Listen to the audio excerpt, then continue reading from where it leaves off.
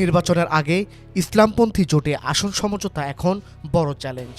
NDP, LDP ও AB party শেষ সময়ে যুক্ত হওয়ায় জামায়াতে ইসলামী সহ ৮ দলের মধ্যে তৈরি হয়েছে টানাপোড়েন। নতুন ৩ শরিককে ৪০টি আসন ছাড় দেওয়ার সিদ্ধান্ত হলেও কে কতটি আসন ছাড়বে তা নিয়ে জোটের ভেতরে ঐকমত্য তৈরি হচ্ছে না।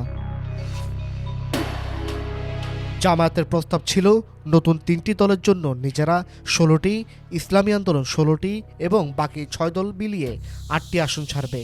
তবে ইসলামী আন্দোলন ও বাংলাদেশ খেলাফত মজলিস এই প্রস্তাবে রাজি নয়। তাদের দাবি নতুন শরিকদের আসন দিতে হবে জামায়াতের ভাগ থেকেই।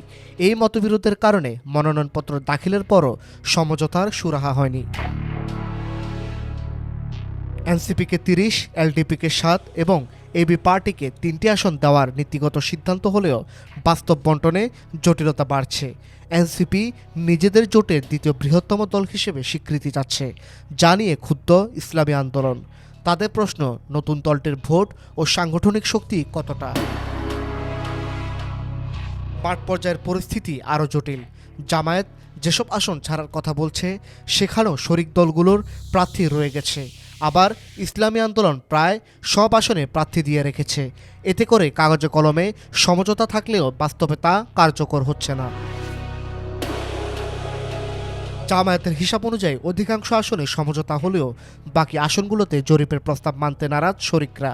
পুরনো মিত্ররা অভিযোগ করছেন, নতুন শরিকদের বেশি গুরুত্ব দিতে গিয়ে তাদের অবমূল্যায়ন করা হচ্ছে, যা জোট ভাঙনের ঝুঁকি তৈরি করতে পারে। তবে প্রকাশ্যে সব দলই আশাবাদী।